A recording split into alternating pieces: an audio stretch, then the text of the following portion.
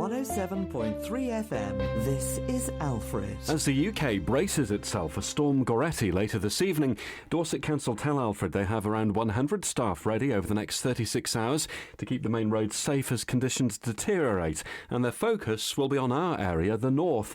The council's priorities will be keeping A roads open, responding to flooding and fallen trees overnight, and timing gritting so it happens when it actually works, because heavy rain can wash away salt.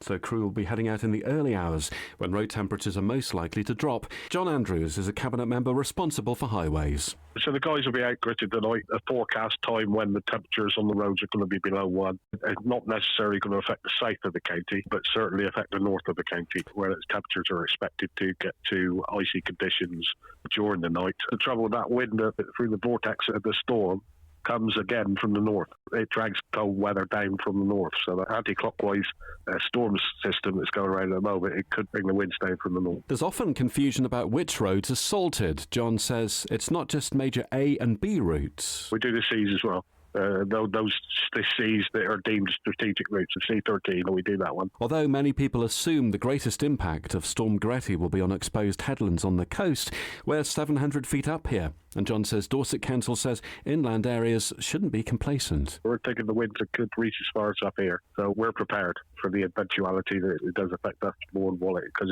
it has been shifting this weather pattern dramatically. Nobody seems to know exactly. There are weather forecasts, and that's exactly what they are. Forecasts. They're not definites.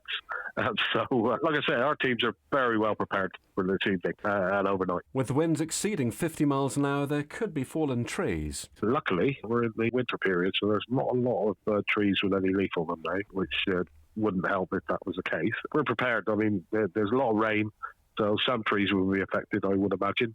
Would be very surprised if there wasn't any trees that came down. There are 3 potential problems. Trees, rain and maybe ice on the roads in the early hours of the morning, but hopefully there's not too much traffic about that time of day. Dorset Council has specialist tree clearing teams on standby.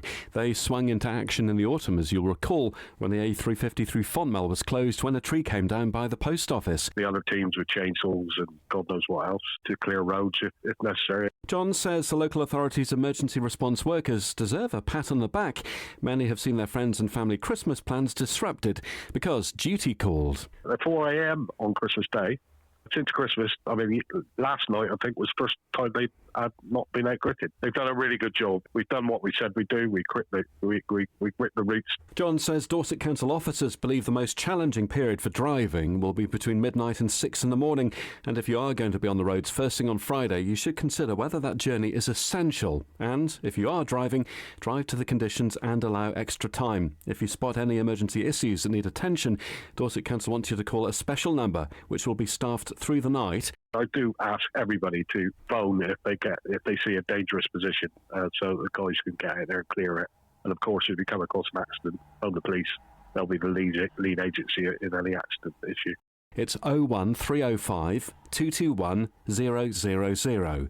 That's 01305 221 000. You'll find that as well on Alfred's social media. Jon says staff will monitor conditions overnight with a full command structure in place just in case things escalate. I've just had an email from Ian Newport, who's the duty officer tonight, and they're going to monitor the forecast. The teams are on standby, ready to go. We'll have people on through the night. We have everything set up. We have more very serious incidents, so we'll go through our command structure, and one of the executive directors is on Gold Command tonight. And if they ring that number, they'll be able to report the serious incident, and then things will spring into action that wouldn't normally. So it's a multi-agency approach.